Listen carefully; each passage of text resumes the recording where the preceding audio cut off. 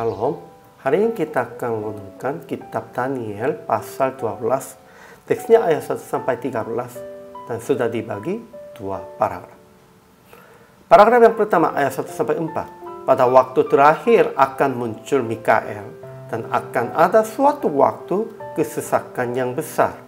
Tetapi bangsa Israel yang didapati namanya tertulis dalam kitab itu akan terluput. Paragraf yang kedua ayat 5 sampai 13. Menurut malaikat, satu masa dan dua masa dan setengah masa. Dan setelah berakhir kuasa berusak bangsa yang kudus itu, maka segala hal ini akan digenapi. Kesimpulan hari ini. Pada waktu terakhir akan muncul Mikael, pemimpin besar yang mendampingi Israel. Dan akan ada kesesakan yang besar, seperti yang belum pernah terjadi. Tetapi barang siapa yang didapati namanya tertulis dalam kitab itu akan terluput. Malaikat dari Tuhan memesan kepada Daniel akan sembunyikan segala firman itu dan memeteraikan kitab itu sampai pada akhir zaman. Kemudian Daniel melihat dua orang yang berdiri di tepi sungai. Seorang yang berdiri di tepi sungai sebelah sini bertanya kepada yang lain, bilakah hal-hal yang ajaib ini akan berakhir? Dan yang lain berkata, satu masa dan dua masa dan setengah masa. Dan setelah berakhir, kuasa perusak bangsa yang kudus itu. Maka segala hal ini akan digenapi.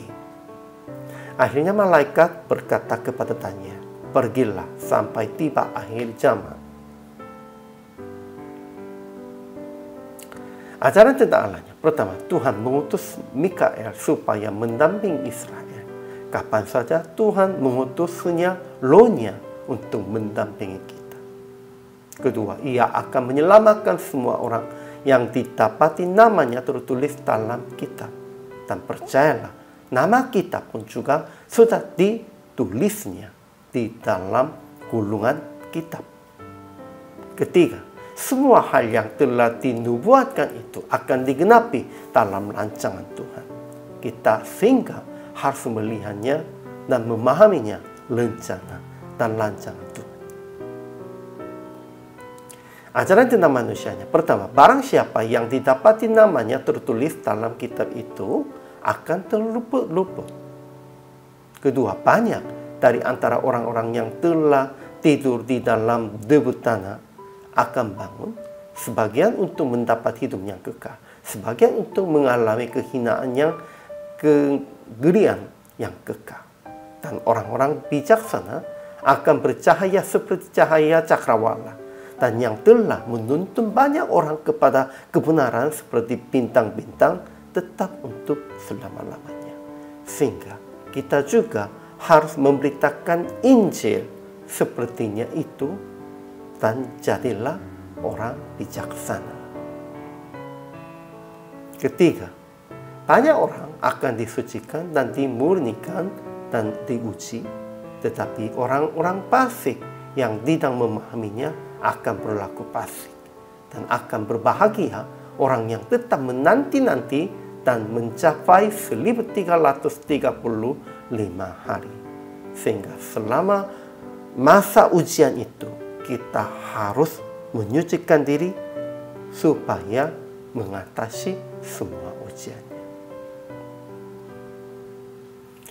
Jadi aplikasi hari ini. Pertama, usaha akan memahami firman dan nubuat dengan rendah hati dan menyucikan, memurnikan diri sendiri dalam ujian. Memang ujiannya sulit, tetapi itu juga bagi kita sebagai kesempatan untuk menyucikan, memurnikan diri.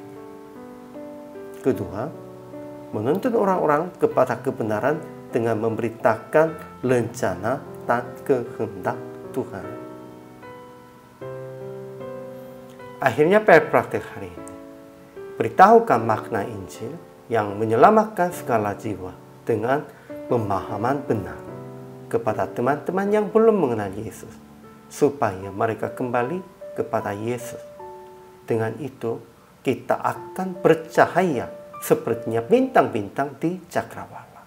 Inilah janji Tuhan. Dan kehidupan inilah kehidupan yang bijaksana. Hari ini juga selama melayani, Tuhan Yesus memberkati.